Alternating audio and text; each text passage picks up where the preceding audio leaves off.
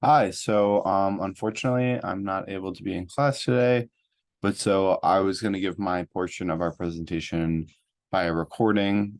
Um so I'm kind of giving the last portion, trying how to meet the 10 steps that are laid out in the Global Human Resource Strategy that PwC posted it for the reading for class. And I'm going to address how Nike in China meets some of those, doesn't meet some of them, and I think it's kind of like a different way to evaluate it. The one of the first steps is breaking the local national glass ceiling, so you can kind of see on the right hand side the little graph I have concerning the pros and cons of using local nationals, just how they are cheaper, they're kind of more addressed to the national culture, but they're not as available. I don't know, you can kind of see the advantages and disadvantages. But when we look at Nike in particular, they've been making strides towards this, at least from a gender aspect. They started opening these like women only stores and hiring only women to work in the stores as well. They don't offer any male products within them. They kind of created this large tagline. It's called Just for Better in English. And this is kind of just to promote the betterness of women and the empowerment of them as well. Even from like a standpoint of leadership, they've Angela Dong is the first person to become the vice president and global manager of Nike in China.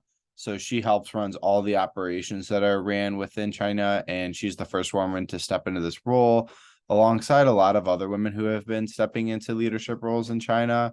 And about a quarter million workers, but regardless of this, about a quarter of a million workers are Chinese nationals that work for the company. So while they might be addressing this from a um gender standpoint, in terms of like race and ethnicity, this kind of very dominated. While China is very dominated as well, I think it's 91.3% of people that live in China are Han nationals. There still is like there's not that much integration within China. So they've kind of broken the local national glass ceiling, but also have it in different ways. So for the second part that the article addresses, it's about building a global database to know where your talents are, at least concerning like kind of like from a recruiting standpoint. So Nike's recruitment in China is actually um particularly good, especially for citizens within China.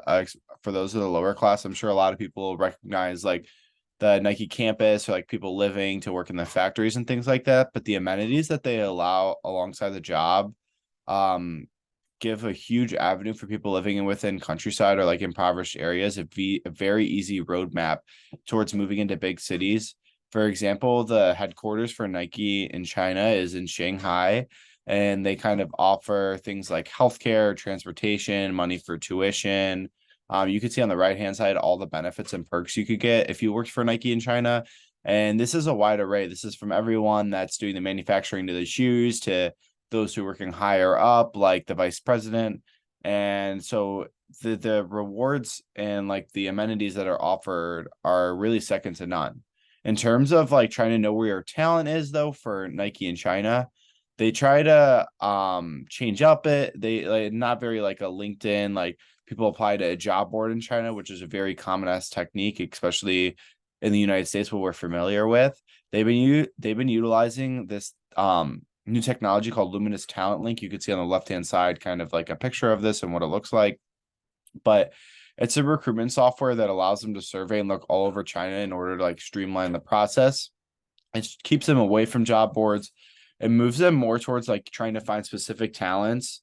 While in terms of like manufacturing jobs, this isn't really what they utilize. For more like higher up positions, it's very easy to kind of surveil the a wide array of candidates and kind of get more straight to the point and more like deeper into the process without having to like survey like resumes and cover letters, very similar to like the US or Western style.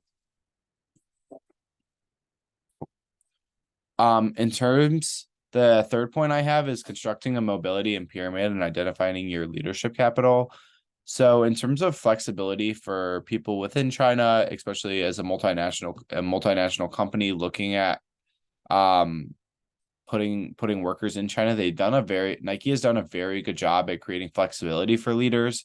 The main thing I'm kind of focusing on is this ideal that they created. It's called core versus flex. You can see I have a lot of like infographics for this and like why they use it. The main idea is that the core benefits are those deemed essential to deliver a successful relocation. For example, like good shipments or temporary accommodations, destinations, tax and immigration services, whatever could benefit the worker. And it provides a consistent employee experience and one that kind of helps deliver this more quality mobility support. And through this system, they've kind of increased their savings as high as 60%. I'm sure a lot of people have heard the term. It's a lot harder to train a new person than it is to keep existing workers happy. And so this core and flex program really can help move workers not only within China but also externally, like going into the United States or going into like Thailand, for example, or India. There's a lot of manufacturing now. And the whole idea is that it allows workers to truly understand what they're gaining from this. In terms of the Core Flex, they outline this very evidently to workers before they join. They give them a whole relocation process, each party's role, and then the Core Flex concept. And even at the end of the day at Nike, like you can turn this down. And so it allows like a lot of mobility in an ever-changing market for especially at the leadership level. And then last but not least, I was talking about the PwC article mentioned assessing your bench strength and skill gap internal. This is probably one of the biggest issues I would say with Nike in China currently, especially looking at the recruiting strength. Outside of like executives and people who work outside of manufacturing, the bulk of the workers are within the factories with terrible living conditions. Although like you get a lot of amenities, as I mentioned earlier, the living spaces are often shared. They're very small. And so, and this is the, like, although the Shanghai one might be good, like in other cities like Beijing, for example, it's not as nice or as improved as the headquarters. In all honesty, they just really try to find individuals who have little to no experience in order to exploit costs and working hours in order to maximize profits, especially internationally speaking. And I'm sure everyone's seen there's a ton of attention from the media about this. A big thing too in China recently is the hiring of Uyghur Muslims. Once they've been releasing them from the imprisonment camps, if you're not familiar, like the Chinese government has been imprisoning Uyghur Muslims within, they call them educational reform camps, but in reality, they're more like from my perspective, more of like a detention camp. And this is in order to like reform them. And when they're releasing them, they're sending them to like big manufacturers. And Nike was hiring some of them, but they've recently come out in the last couple of months to say that they're not going to hire anyone from the Xinjiang province, which is where most of the Uyghur Muslims are held. And although that doesn't really fix their problem, it's kind of addressed it. But regardless, in terms of the bench strengths, like they don't really, their whole idea is this is straight from the Nike website, is to develop talent locally. And they don't really want to reach out to try to find people because they want to be able to pay people as little as possible in order to maximize their outcomes. And you can kind of see this on the chart on the left hand, like the revenue increases. And I think it was during the Bush administration that the manufacturing really started, and you could see it just like slowly goes up. And that big portion is because of the outsourcing a lot of that manufacturing. So kind of in conclusion, in terms of from the human resources perspective, I think Nike's taken a lot of strides. I think that within their initial involvement within China, they definitely stepped in a lot of mud and created a lot of issues that gained a good amount of attention from the media externally as well as internally.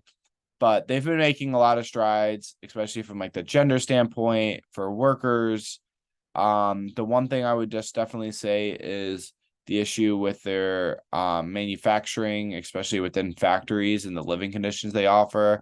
I know that they kind of see these as like a way out for people, but they should make it a little more sustainable and allow for, I don't know, kind of like just like a higher quality for the people. Otherwise, like this creates like potential backlash issues, especially if you think about if you're centered in the United States, you have to consider the fact that a lot of your employees are in the United States, and then there's a comparison between the two. So, but overall, I think that they're taking steps in the right direction, yet there's still kind of a couple steps back. Thank you.